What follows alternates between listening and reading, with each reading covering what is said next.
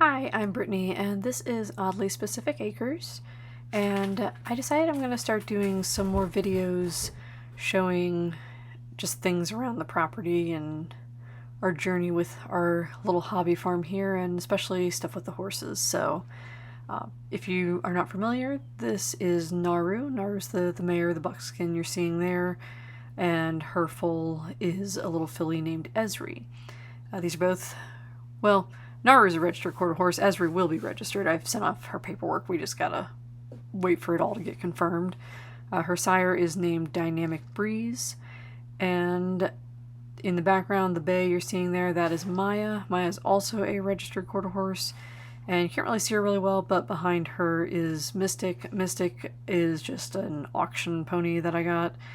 She's just a little pinto, we believe, draft mix. Not sure really what she is, but she's older and she's sweet and she's kind of very lazy, which is perfect for my husband, which is kind of why I got her. I wanted something that would be a nice old lazy horse for him to just come around on trail rides and various things. So in this video we are working on halter breaking Ezri, and a friend of mine came over and we did one session with her.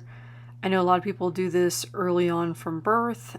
She was born at a foaling facility, mainly because we just don't have a barn, and this is my first foal out of one of my mares. I've had a weanling before that I helped raise, but this is my first time like with a foal from birth, so I wanted to make sure in case anything went wrong, especially with Naru being a maiden, that everything, that there was someone right there that was more experienced and also was much closer to some major vet facilities that could help if anything went wrong. So luckily it was very chill. Her birth, literally, they said that she basically came out running. They said that when they went out there, the foal alert had gone off. They came out there and she already had her head and legs out, had broke the sack and was kind of like kicking to get herself out. And within less than an hour, she was standing, nursing, and Naru had passed the placenta. So it was about as good as you could ask for. So as you're seeing in this video, though, she does run away from me a little bit.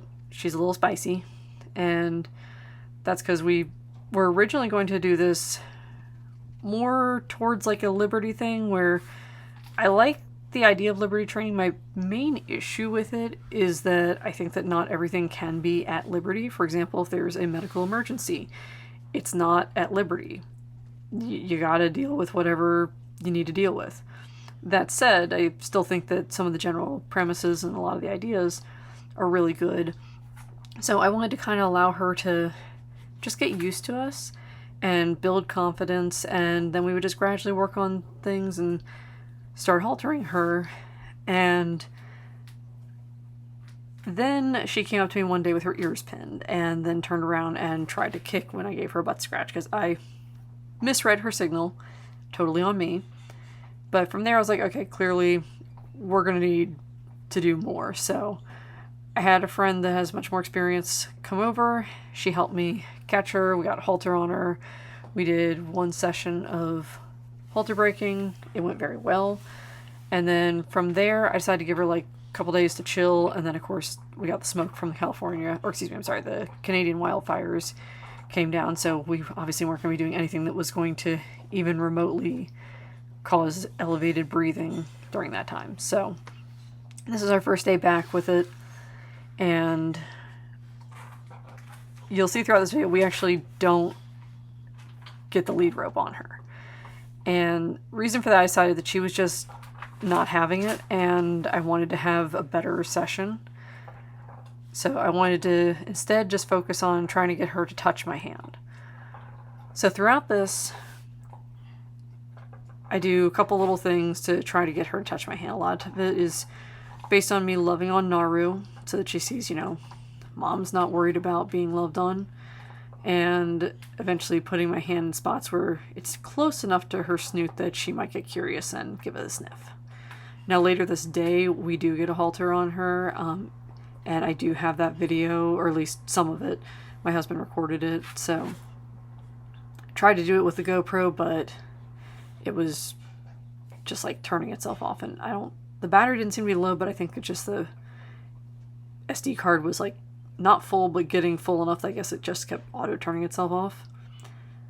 So we have the handheld video. I will post that another day. I do want to stress that I am not a professional trainer. This is very much me learning as I go.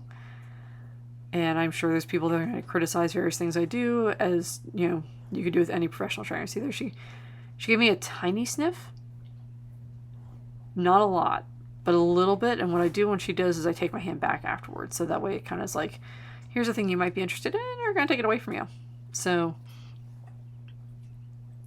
right now I've been just kind of letting her calm down. And of course she wants to be with Mom. And Naru's a giant sweetheart, so you may see me walk behind her several times. Obviously, we always tell beginners, like, don't walk behind horses, but I know Naru very well. I've had her for years, and I trust her completely. Now, that said, things can still happen, but it's the same reason a lot of people ride without helmets. Personally, I choose to ride with a helmet.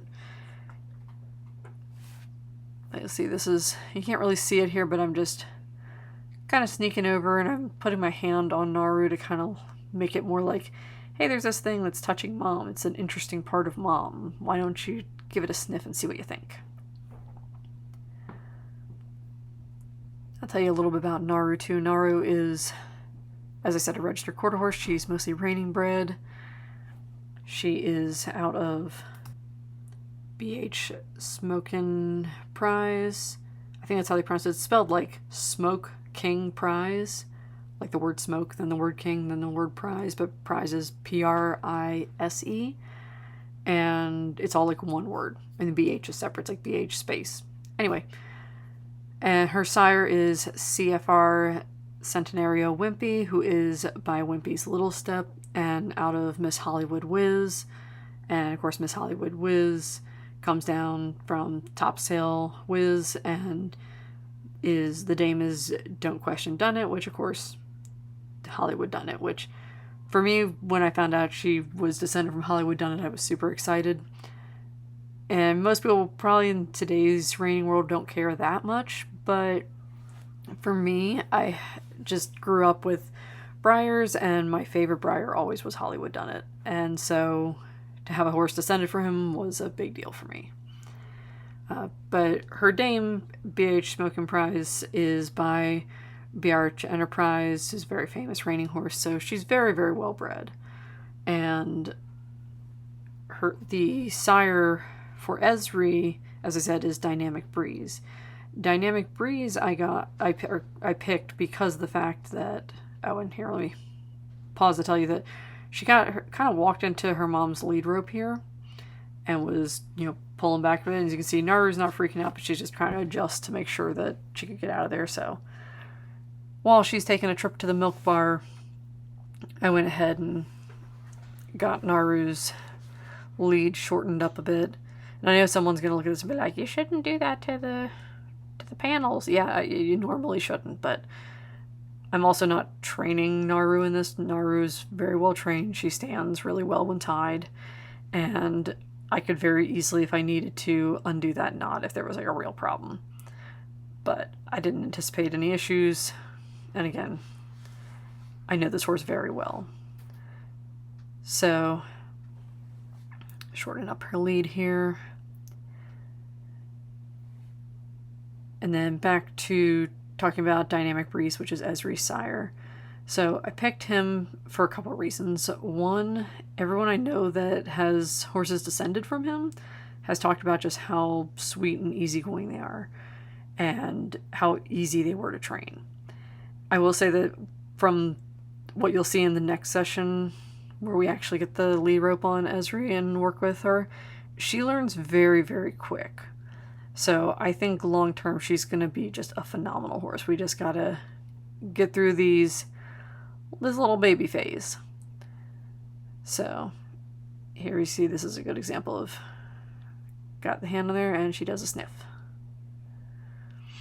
So take the hand away, but that way she's seeing that, hey, mom's fine with this. And a couple times she's thrown her head like, no, I'm trying to have milk bar time. But we're not doing anything too much, so giving her a moment to chill, and then going back to just petting Naru and basically make my hand like as if it's a part of Mom, so it's a little less intimidating. And then there's a couple times, I think this is coming up, where you'll see me kind of throw a lead rope over her a little bit. That's just, I'm not throwing it to chase her, I'm just doing a little bit of desensitization, a little bit of like, hey, lead rope touching you isn't going to be a problem. It's not an issue. So, there you see me swinging at her a little bit, that's because she pinned her ears a little bit, so was, when she does that, it's nope, move away time, out of my space. So we're going to try again here. She's throwing her head. She's not thrilled, but see, pin in the ear, so I'm kind of swishing my hand at her, but doesn't necessarily mean the hand goes away. So she's not happy, but there we go. Ears are coming up, and then take the hand away. So very slow progress. Anyway, sorry, got a little sidetracked there, but back to Dynamic Breeze. Like I said, he's also just a very, very sweet stallion. I got to meet him in person because after I was looking up a lot of different stallions, I found several that I liked, but they were all descended from him. And so I was like, who's this guy? So I went and looked at him, and turned out he was only 5 miles away, or with the stallion station he was standing was only 5 miles away from where I was living in Florida at the time. So we now live in West Virginia, but when Naru was originally bred, it was only 5 miles away. So when we ordered the semen, I literally just drove over and picked it up. It didn't have to be shipped. So that also saves time and makes sure that the baby juice has less time to lose viability, which he's got very good viability. Like almost all of the mares that are bred to him settle quickly. So we just figured this would be a good match for Naru, and their conformation complemented each other. And I said when meeting him in person, he was just chill as could be. He doesn't have a huge show record, and that's because he ended up getting injured. But his show record that he did have, he did very well. And there's Naru with her little Fleming response. She likes to do that a lot. I should really train her to smile on command, because she does it so often. It would be easy to do. But looking at Ezri's conformation, I do, and obviously she's still growing, but she's only, what is she, 2 months old now? Actually, not the day filming this, but the day I'm recording and probably going to upload this, she's exactly 2 months old. She was born on May 22nd. But she's really cool. I think she's just, watching her like kind of bounce around and play, you can just see how already how athletic she is. And here I decided to crouch down for a minute because sometimes that can be also a little less intimidating, but she didn't seem to care too much. She has got some interest, ears are perked forward. She's watching me.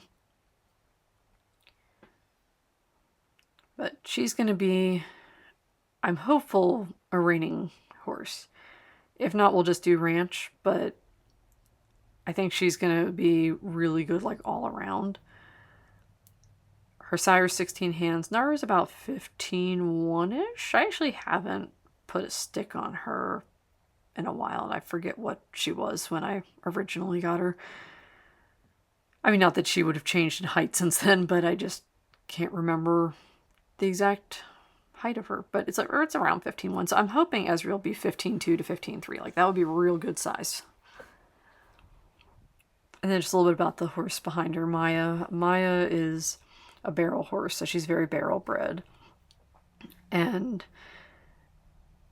I would like to breed her someday, but right now I just want to get her out and doing more rodeo stuff. I know she's won money in the past, but I don't know a ton about her past, just because she got passed around a little bit. I thought about contacting her breeder to see if they could give me any more info, but yep, they're right there. That was, I did not hit her in the face for anyone freaking out thinking that I hit her in the face. I just kind of swung the lead rope towards her since she was pinning her ears and having a little bit of an attitude. So, and there she got, getting a little bit spicy.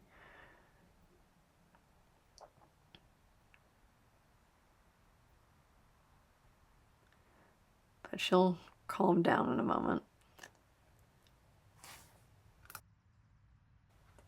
And I'd love if y'all would let me know if you like these videos, if you've something different you want to see. I'm just going to be slowly having our little journey with this little one. And then I'm not like professional horse breeder. I'm actually not planning to do any other breeding until we have a barn. So that's probably going to be at least a year or two from now. And then someday, kind of my long-term goal, I would love to get some Mustangs and retrain Mustangs. Or I guess I should say gentle Mustangs, and then train them. And I'd love to have 2 that would be recipient mares, because I feel like a lot of people go for all these other horses to be recipient mares, and they spend thousands on these horses to be recipient mares. And I'm like, y'all know that Mustangs make great parents. Now, the biggest concern with Mustangs is that a lot of them are on the smaller side, so it kind of depends on what size horses you're going with. But I still think that there should be more Mustangs utilized as recipient mares. Because a lot of these recip farms, they have just a lot of like, they have some great horses, but there's a lot of times like there's some that literally, I've seen people say that they have registered quarter horses with pretty good breeding, and they'd be worth more as a recipient mare than anything else, because it's, I guess, so popular to have recipient mares. And I'm just thinking, like, even from like a cost perspective, I'm like, yeah, you gotta deal with gentling them, but even when you factor in gentling them and going through that, I mean, they're just like naturally good mothers. So to me, that just feels like the right way to go. And I'm sure someone's gonna heavily disagree with me, and that's fine, but that's kind of what we're thinking of doing. And still debating on location of the barn. I don't know if you can see towards the left of the screen, you can kind of see where the horse trailer is. I was wondering maybe back there if it might be better to have the barn there, because the well's back there and it'd be easy to run a line from the well that way. Because originally I was thinking to the opposite side of the house, like the opposite from this side, there'd be a good spot. But I'm worried that running a line from the well would be tough. So kind of starting to lean towards maybe we put the barn in the back right there, because the property's kind of got 2 sides to it. So like the house is in the middle, and where this pasture is on like one side, and then the other side has a whole other area that can be a pasture, and that's where the greenhouse is. So on that opposite side, I'm planning to put there a like a riding arena. And I would love to do like a real big riding arena, like I'm thinking 200 by 150. So a good chunk of that area is going to be taken up by that. I would like to also make a dry lot that I'm going to use for pregnant mares. That way we don't have to worry about fescue or anything like that during their last months of pregnancy. Because fescue can cause red bag and early term abortion. I guess early term isn't the right word, but can cause abortion, and so you don't want them aborting the foal, obviously. So that's kind of what I'm thinking. I've been drawing up like all these different ideas for the property of like what we might want to do, because I'm not big on keeping horses in stalls. Not saying other people shouldn't. It's just, for me, I always feel like my horses have done so much better just being out most of the time. But it's nice to have stalls in case someone needs to be put on stall rest, or in the case of like, we're waiting for a baby and we need them to be inside and watching for signs of getting ready to give birth, and do foal watch. But most of the time I plan to have them out, and then the barn's just going to be, we'll have a tack room and stuff like that in there. And I'm debating hay storage, because originally I was going to do hay storage in the barn, at least for like a good chunk of it, and get like an elevator to go to the top. But my mom's kind of discouraging that and feels like it'd be better just have a separate hay building. And I'm kind of starting to think that maybe that would actually be the best route to go. So weighing lots of options. We've been don't want to do too much too quickly. You want to see how the property drains and just how, where things might work best. Because I would like to have another area to have, like, eventually have goats and stuff like that. And here's that part I was talking about where just doing some light, like, lead rope touching with her so that's, hey, lead rope can touch you. It's not going to hurt you. It's not going to eat you. It's not scary. And then this I thought would be, hey, let's see, just do another, like, desensitization thing. But then, of course, Naru was like, I don't like this. Naru's had stuff like this done to her a lot. I don't know why this was, like, the moment that she decided this was bad. But, of course, I want her to see it and be like, all right, you need to not set a bad example for your child, but I need you to also not freak out. And she's not having, like, a full-on freak out. She's just kind of like, don't know about this. So, and then we do just some lead rope thrown over, which, of course, she's never cared about. At least as long as I've had her, she's never cared if we do various things like this.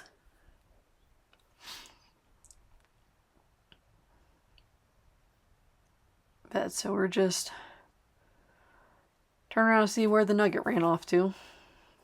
I decided to try once again to come up and say hi to her, and she's just like, absolutely not. So I kind of realized we're not gonna get anywhere unless I, like, actually tackle her or something, and I wasn't gonna do that. So I decided just to start winding down the session. I wanted to have just ended on a good note. So just went ahead and was doing rubs on Naru to try to see if I could get her to see my hand. Next time I do a video like this, I might also do, like, a first person point of view and put the GoPro on me so you can kind of see what I'm seeing the whole time. Also, I'm not hitting Naru just to hit her. There was a green fly on her. She gets lots of scratches afterwards, but that was just me making sure that she didn't get bit. Get lots of scratchies.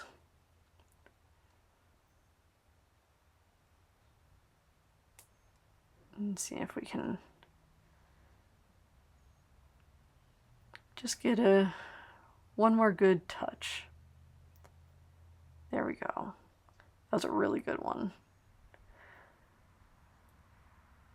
Try to do one more. She does throw her head a little bit, but then she comes around. And that one wasn't even touching Naru when she did, so I was like, you know what? And then I take it away. Make it not scary, make it a good experience. Try to do one more. I don't know how well you'll be able to see this one, but we do get another touch.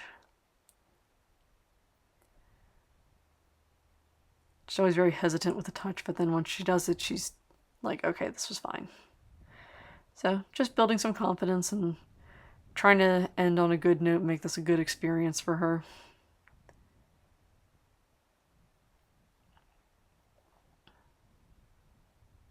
And she's going around the other side, so.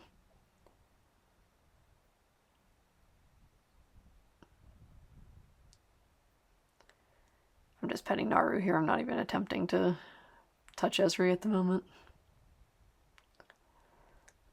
So I reached around this side since she's over there and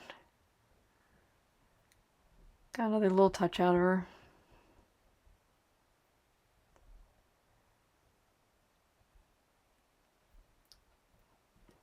Plus, if you guys want to see more of this journey,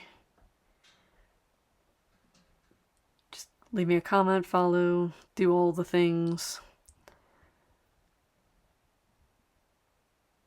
And then Lisa, just let me know if you have questions or if there's anything you'd be interested in seeing.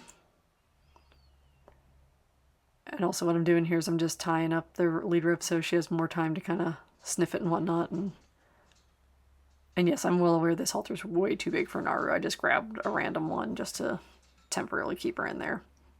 Or keep her tied up. So that's pretty much where we're going to end it. So if you watched the whole thing, thank you. And if not, and you just jumped to the end, thank you for seeing the end of it.